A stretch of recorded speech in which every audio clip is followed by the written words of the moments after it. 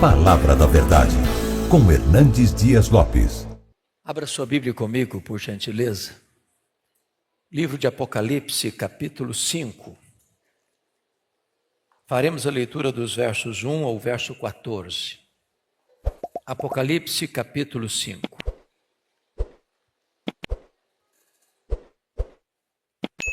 Esse texto diz assim: Vi na mão direita daquele que estava sentado no trono um livro escrito por dentro e por fora, de todo selado com 7 selos. Vi também um anjo forte que proclamava em grande voz: Quem é digno de abrir o livro e lhe desatar os selos? Ora, nem no céu, nem sobre a terra, nem debaixo da terra, ninguém podia abrir o livro, nem mesmo olhar para ele. E eu chorava muito, porque ninguém foi achado digno de abrir o livro, nem mesmo de olhar para ele. Todavia, um dos anciãos me disse: Não chores, eis que o leão da tribo de Judá, a raiz de Davi, venceu para abrir o livro e os seus 7 selos. Então, vi no meio do trono e dos 4 seres viventes, e entre os anciãos de pé, um cordeiro como tendo sido morto. Ele tinha 7 chifres, bem como 7 olhos, que são os 7 Espíritos de Deus enviados por toda a terra. Veio, pois, e tomou o livro da mão direita daquele que estava sentado no trono. E quando tomou o livro, os 4 seres viventes e os 24 anciãos prostraram-se diante do cordeiro, tendo cada um deles uma harpa e taças de ouro cheias de incenso, que são as orações dos santos. E entoavam um novo cântico, dizendo: Digno és de tomar o livro e de abrir-lhe os selos, porque foste morto e com o teu sangue compraste para Deus os que procedem de toda tribo, língua, povo e nação, e para o nosso Deus os constituíste reino e sacerdotes, e reinarão sobre a terra. Vi e ouvi uma voz de muitos anjos ao redor do trono, dos seres viventes e dos anciãos, cujo número era de milhões e milhares de milhares, proclamando em grande voz: Digno é o cordeiro que foi morto de receber o poder e riqueza e sabedoria e força e honra e glória e louvor. Então, ouvi que toda criatura que há no céu e sobre a terra, debaixo da terra e sobre o mar, e tudo que neles há, estava dizendo: Àquele que está sentado no trono e ao Cordeiro, seja o louvor e a honra e a glória e o domínio pelos séculos dos séculos. E os 4 seres viventes respondiam: Amém. Também os anciãos prostraram-se e adoraram. Amém. Esse texto, irmãos, abre as cortinas da história e revela para nós que Deus tem o controle do futuro. O homem sempre quis decifrar o futuro. Os historiadores opinam sobre isso. Os sociólogos opinam sobre isso. Os antropólogos definem sobre isso, opinam sobre isso. Os futurólogos, os filósofos também tentam decifrar o futuro. Mas quem pode fazê-lo? A história é um enigma para o homem. Nós não enxergamos nas dobras do futuro. Nós não enxergamos na curva. O homem não tem esse controle. É por isso que surgem filosofias e mais filosofias para tentar interpretar a história. Os gregos já faziam isso, achando que a história é cíclica. Que o que é hoje, o que foi ontem, e o que é hoje será amanhã, e a história não caminha para uma consumação. Mais recentemente, os existencialistas ateus afirmam que a história não tem propósito, a história não tem significado, não há um plano, portanto não há esperança. Os teóricos que trataram dessa matéria não ofereceram nenhuma ajuda. Por exemplo, Friedrich Hegel disse no seu livro Filosofia da História que os povos e os governos nunca aprenderam da história. O primeiro-ministro da Inglaterra, Winston Churchill, disse que os homens cresceram no conhecimento, na tecnologia, na ciência, no saber, mas não evoluíram moralmente. Sob pressão, o homem moderno é capaz de fazer as mesmas atrocidades das eras primitivas.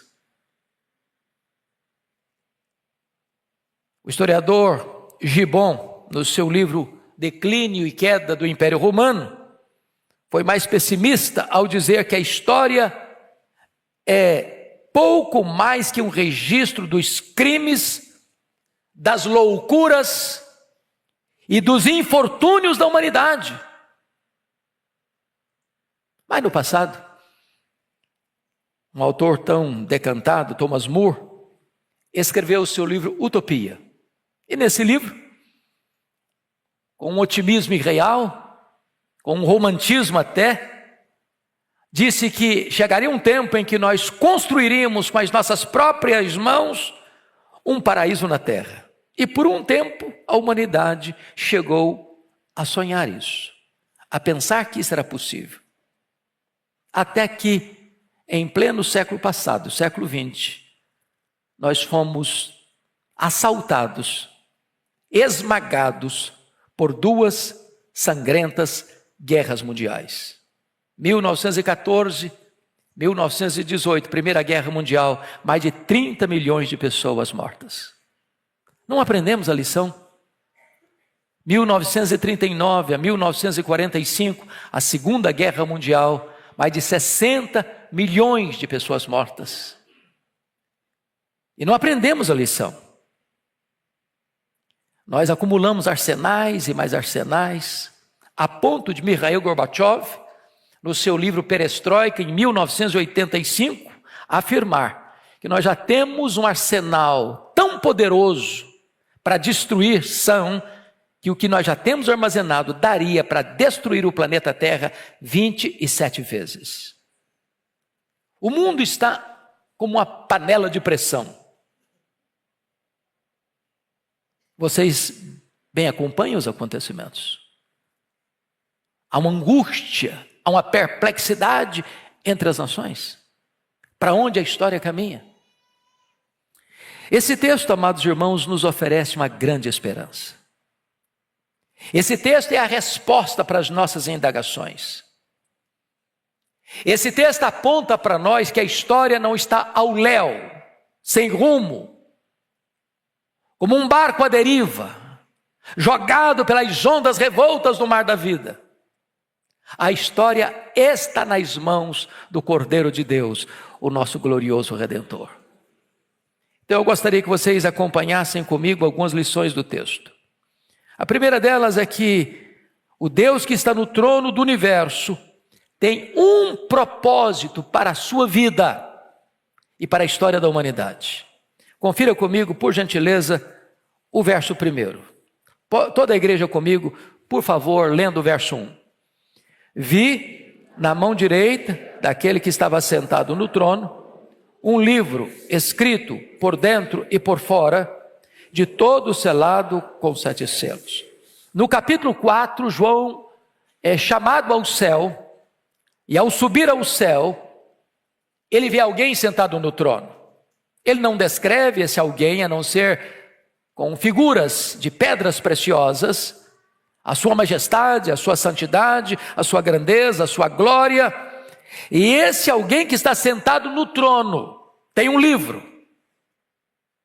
Esse livro é exatamente os destinos da humanidade, o plano de Deus para a história. Mas esse livro está nas mãos daquele que está no trono, ou seja, os céus governam a terra. A história não está à deriva, a história não está nas mãos dos homens, a história não está nas mãos dos poderosos deste século, a história está nas mãos de Deus. Agora notem, este livro, diz o texto, representa para nós que tudo está traçado, tudo está escrito, tudo está determinado. Nada foi esquecido, nada foi omitido. Em outras palavras, não existe acaso, não existe sorte, não existe azar, não existe determinismo cego, não existe misticismo. Existe um plano eterno, perfeito, que não pode ser frustrado. E esse plano está nas mãos de Deus. O livro está nas mãos de Deus. Mas agora, notem vocês que somos informados que esse livro está de todo selado, com 7 selos, por dentro e por fora. Isso significa que não é o homem que tem a chave da interpretação. Não é o homem que consegue dar sentido e propósito à história. Porque agora há uma pergunta que vai ecoar no versículo 2. Vi também um anjo forte que proclamava em grande voz: quem é digno de abrir o livro e de lhe desatar os selos? Quem é digno? Quem é capaz? Quem tem competência? Quem tem capacidade? Quem tem poder para fazer isso? Quando diz que ele está selado com 7 selos, a ideia é que ele está totalmente selado. Essa é a ideia. A ideia é que a história sem Deus é um livro lacrado. A ideia é que só Deus pode dar sentido à história. E aqui é curioso, é que foi feita uma pesquisa. Notem comigo, por gentileza. Versículo 3. Leia o verso 3 comigo, toda a igreja, por favor. Ora, nem no céu, nem sobre a terra, nem debaixo da terra, ninguém podia abrir o livro, nem mesmo olhar para ele. O que representa isso? Quando ele fala que nem no céu, quem está lá? Estão os seres celestiais, os querubins, os serafins, os anjos. Quem está lá? Os remidos que já estão na glória. Abraão, Moisés, Elias, Paulo, Pedro, Maria, os nossos pais na fé, os que já nos precederam. Nenhum destes foi encontrado digno de abrir os selos deste livro da história. Mas a pesquisa prossegue no verso 3, nem sobre a terra. Ou seja, nenhum homem, por mais poderoso, por mais influente, por mais culto, nenhum rei, nenhum imperador, nenhum filósofo, nenhum cientista, nenhum religioso foi capaz de abrir o livro e desatar os seus selos, nem sequer olhar para ele. Mas a pesquisa avança.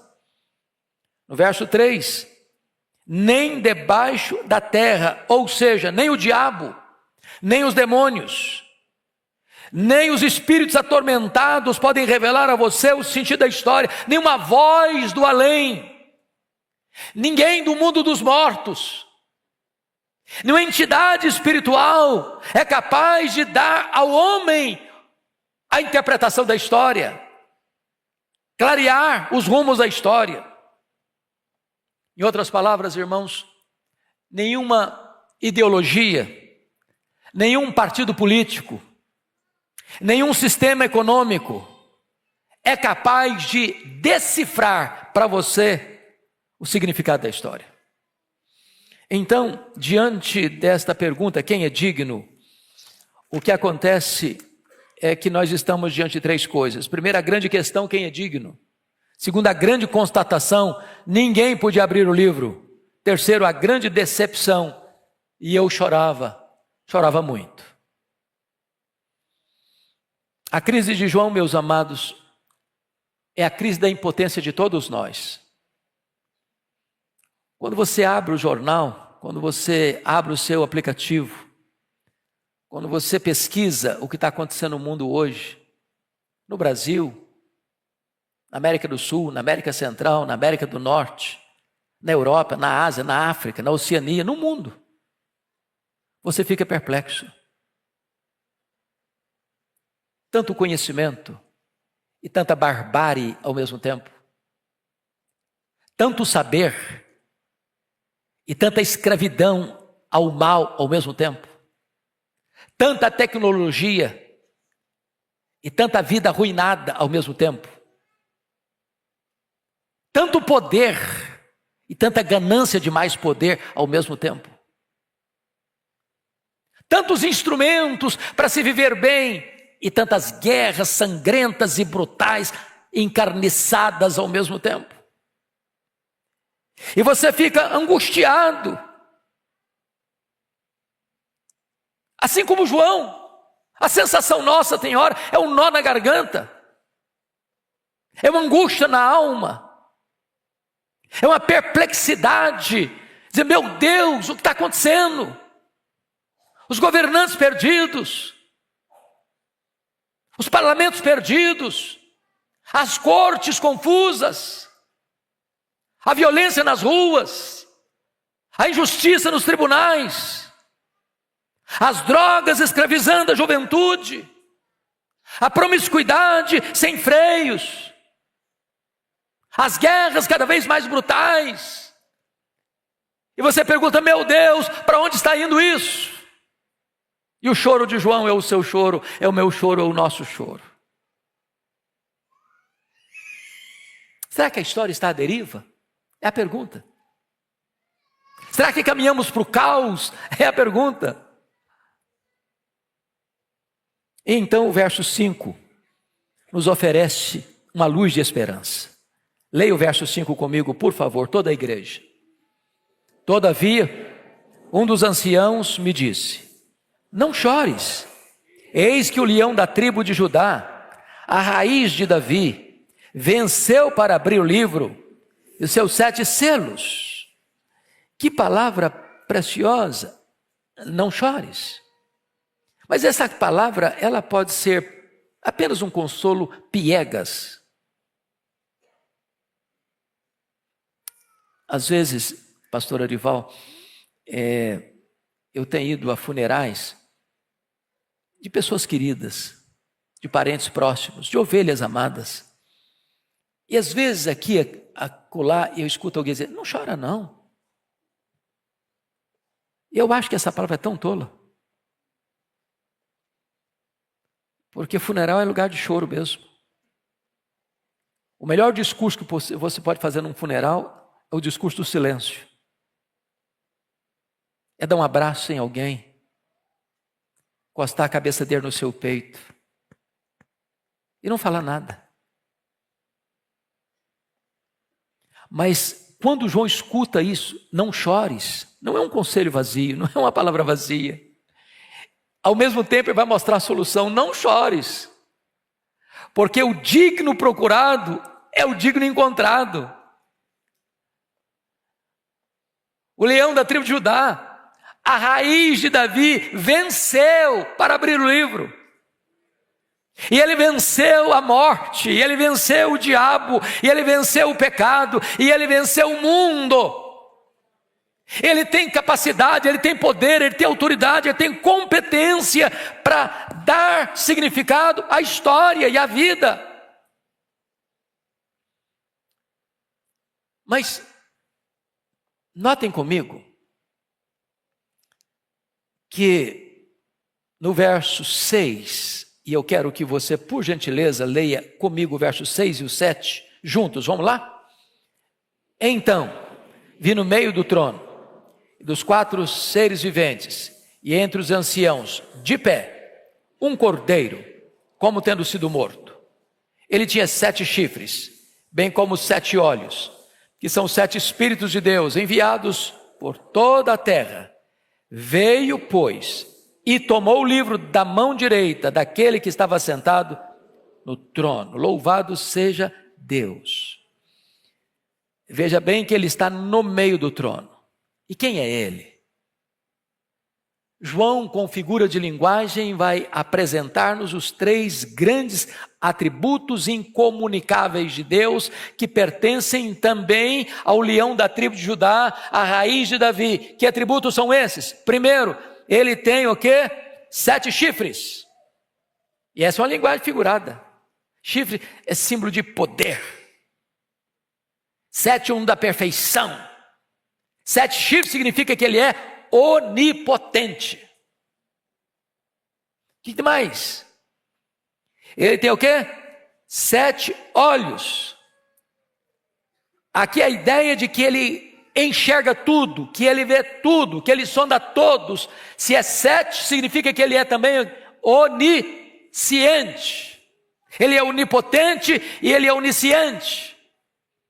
Mas quando diz que são os 7 Espíritos de Deus enviados por toda a terra, representa que ele é também onipresente.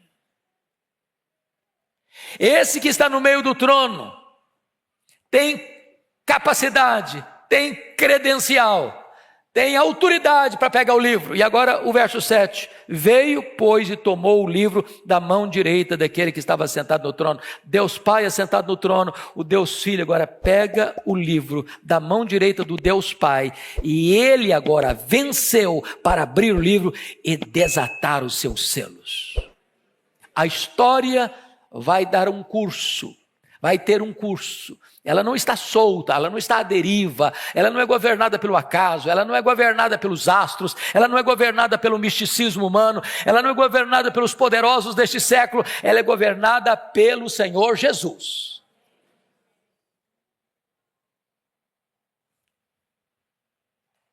Pois bem, vejam vocês que ele tem uma marca no verso 6, como tinha sido morto. Ele tem uma posição, ele está de pé, e ele tem um lugar, ele está no meio do trono, e agora o livro está na mão dele. Bom, vamos agora a uma outra parte desta mensagem, que é a mais prática. A pergunta é, já que o livro da história está nas mãos de Jesus, que é onipotente, é onisciente, é onipresente, é todo-poderoso, quais são as implicações dessa verdade para a nossa vida? E João começa então a elencar quais são essas implicações. Primeira implicação, versículo 8, toda a igreja comigo, por favor. Toda a igreja. E quando tomou o livro, os 4 seres viventes e os 24 anciãos prostraram-se diante do Cordeiro, tendo cada um deles uma harpa e taças de ouro cheias de incenso, que são as orações dos santos. Primeira implicação. Agora você pode ter garantia de que as suas orações são ouvidas e são atendidas. Vale a pena orar. Porque o mediador da sua oração é aquele que está com o livro da história nas mãos. Quem está com o livro da história nas mãos é poderoso para fazer incursões na história, para mudar situações na história. Irmãos amados, oração não é apenas para eu me sentir bem. Oração não é apenas para eu ter um momento assim agradável, gostoso.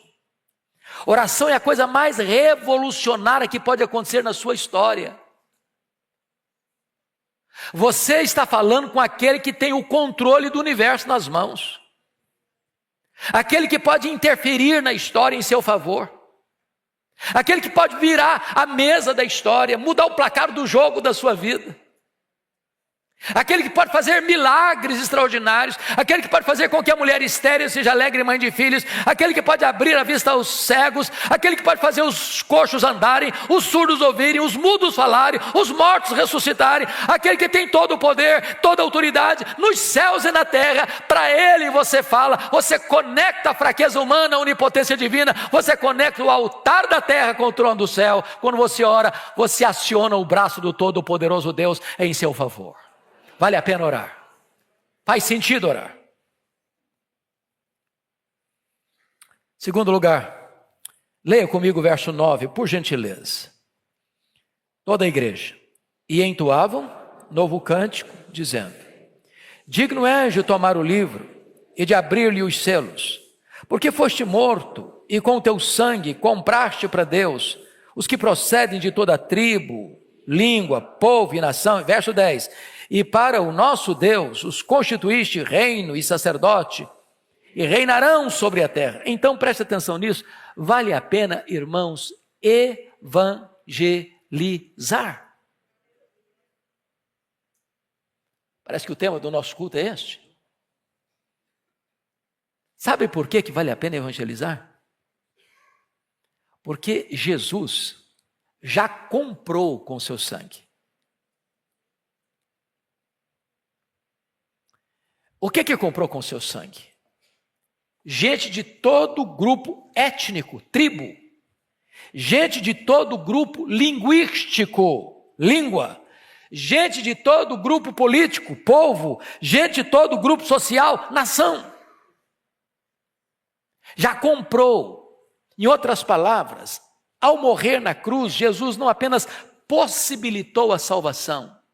A morte dele foi vicária, foi substitutiva. Ele morreu pela sua igreja, ele deu a sua vida pelas suas ovelhas, e agora todos aqueles por quem Cristo comprou com o seu sangue, cabe-nos a nós levarmos esta mensagem do Evangelho e chamarmos esta pessoa com a gloriosa mensagem da salvação, e estas pessoas, ao ouvirem este Evangelho, o tampão será tirado dos ouvidos, a venda será tirada dos olhos, o coração de pedra vai ser trocado por um coração de carne, e as pessoas vão se render ao Salvador Jesus Cristo nosso Senhor.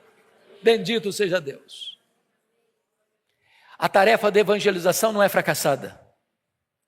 Pastor Arival, desculpe dizer isso, para mim foi um dos mais lindos sermões que eu já ouvi do senhor. O senhor chegou e falou: a mensagem hoje eu tenho o sermão. Como é que é? Tem a mensagem? Eu não tenho o sermão. O senhor tinha o sermão e a mensagem. A missão que a igreja está engajada é uma missão poderosa e vitoriosa. Poderosa e vitoriosa. Deus tem os seus. E quando nós levamos o Evangelho, o Senhor chama a todos aqueles que o Pai, desde a eternidade, amou, porque em Cristo, na cruz do Calvário, morreu e comprou com seu sangue. Terceiro lugar. Isso deve levar-nos a tomar posse da nossa mais alta posição espiritual. Leia o verso 10 comigo, por favor. Vamos repetir o 10. E para o nosso Deus os constituíste reino, sacerdotes, e reinarão sobre a terra. Vocês bem sabem que lá no Antigo Testamento um sacerdote não podia ser rei, um rei não podia ser sacerdote. Quando o rei Uzias, do alto da sua arrogância, quis ocupar a função de sacerdote e ficou leproso.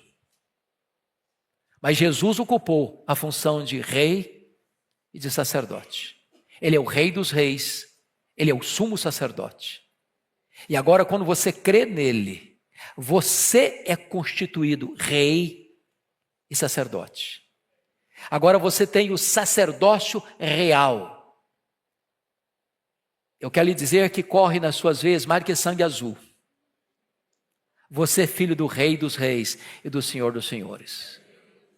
Ele não apenas vai levar você para o céu, ele vai levar você para o trono.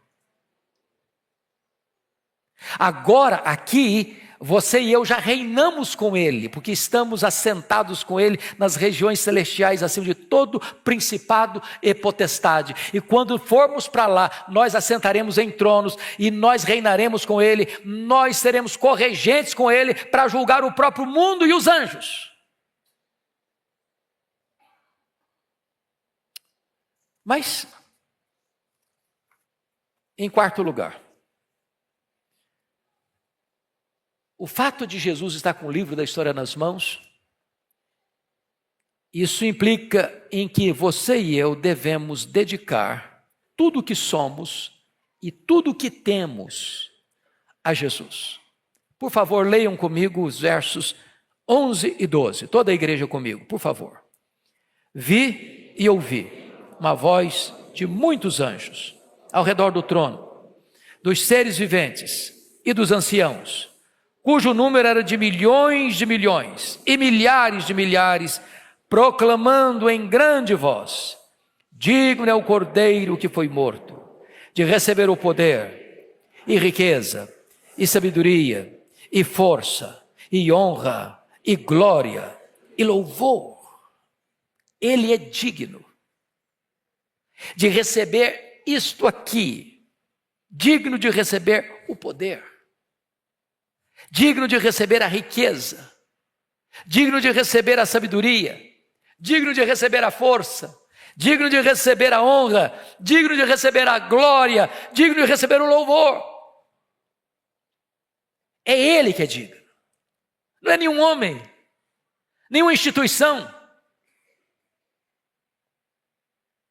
É Jesus que é digno. Então entregue na mão dele todo o poder, toda a riqueza, toda a sabedoria, toda a glória, toda a honra, todo o louvor. A nossa vida é para ele, o nosso culto é para ele, a igreja é dele, nós vivemos para a glória dele. Ele é a razão de todas as coisas, ele é o centro de todas as coisas, tudo converge nele, tudo tem sentido nele. Então, o que você vai perceber daqui para frente é que aquele que foi procurado, aquele que foi encontrado, agora ele é plenamente adorado.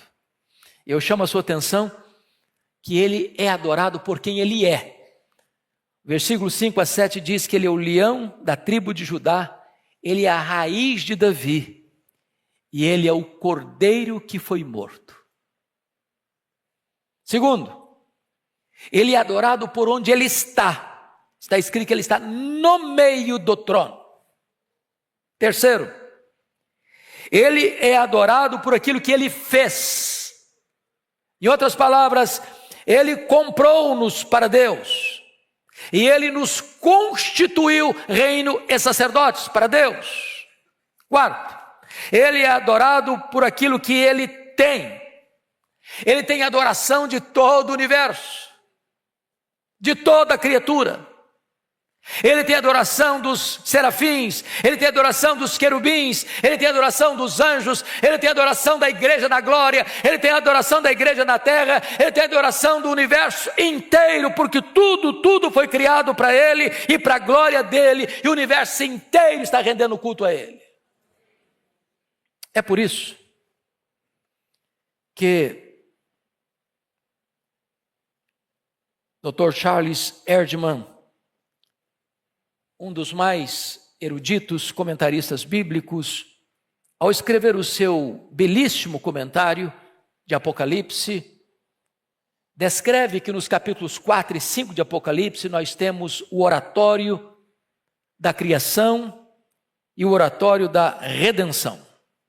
Oratório é um gênero musical dramático, com solos e coros acompanhados de orquestra. E aqui ele apresenta para nós um dos quadros mais belos dessa peça musical. E eu queria convidar você para entrarmos no maior teatro do mundo. Ele não está em São Paulo, nem em Nova York, nem em Tóquio. Esse teatro é o teatro do universo. O musical que vamos assistir é o mais extraordinário musical jamais apresentado em toda a história. Você e eu estaremos lá. Para ouvirmos, para vermos, para nos encantarmos. As cortinas vão se abrir. E quando as cortinas se abrirem, este oratório vai ser aberto com o quarteto do capítulo 4, versículo 8. Os 4 seres viventes. Os 4 seres viventes são um símbolo da igreja glorificada.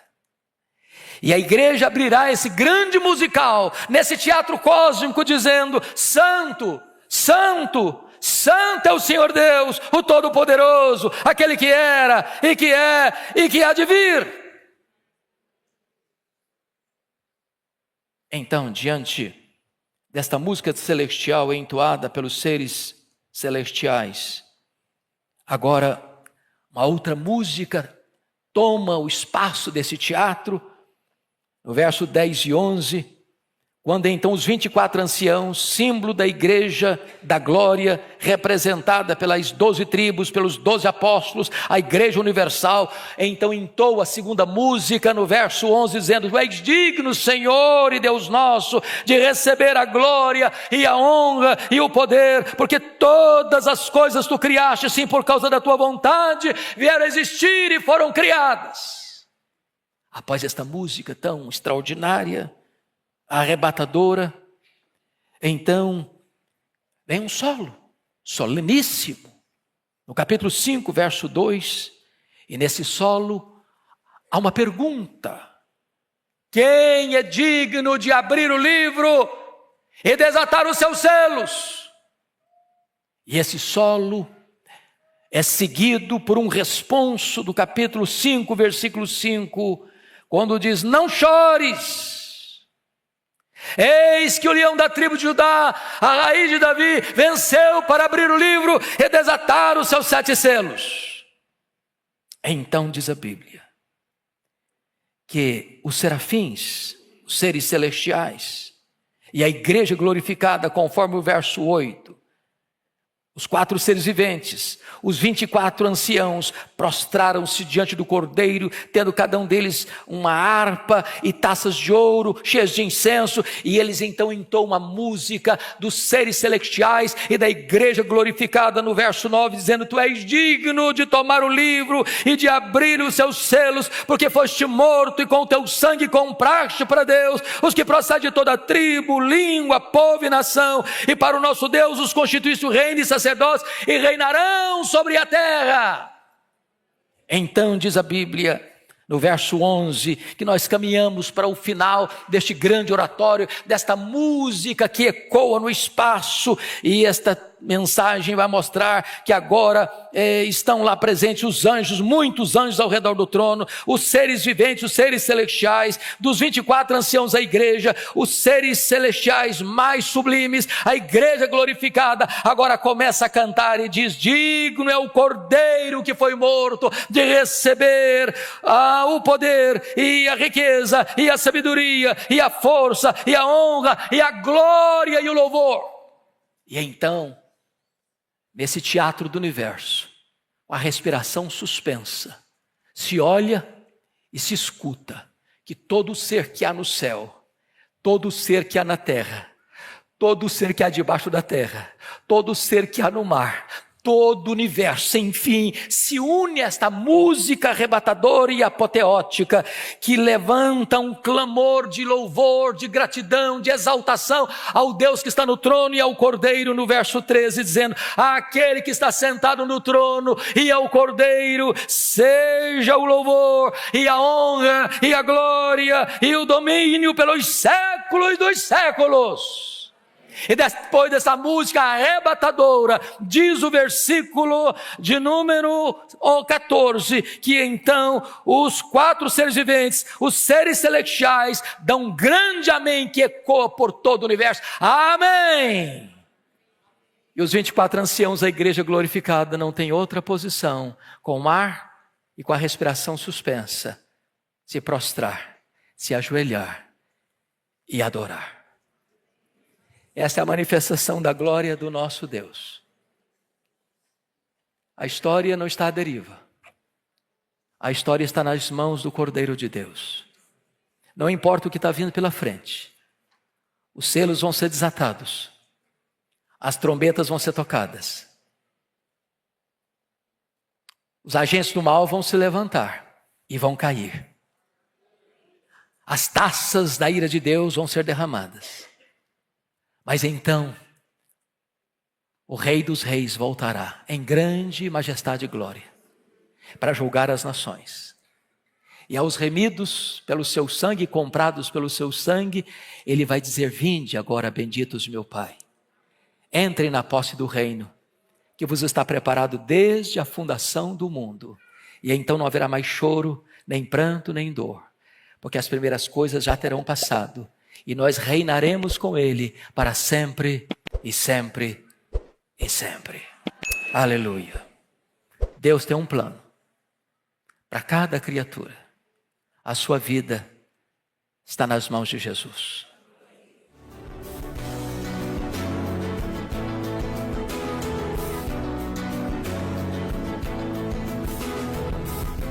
Palavra da Verdade, com Hernandes Dias Lopes.